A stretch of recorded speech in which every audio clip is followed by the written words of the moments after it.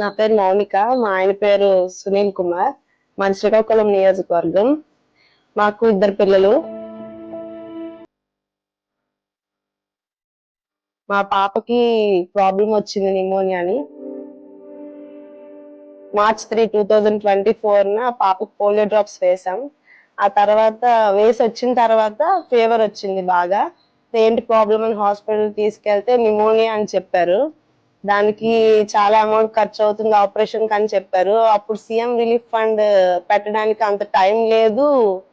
తర్వాత election problem వచ్చింది.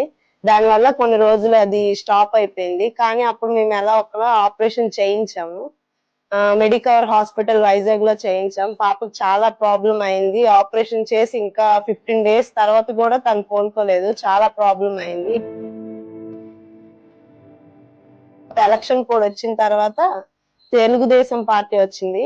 ఆ తర్వాత మేము ఎమ్మెల్యే గారికి వెళ్ళి చెప్తే మా ప్రాబ్లం ఓకే అని చెప్పి దానికి సీఎం రిలీఫ్ ఫండ్ అన్ని పెట్టమన్నారు. మీకు ఎంతో కొంత హెల్ప్ అవుతుందమ్మా అని చెప్పారు.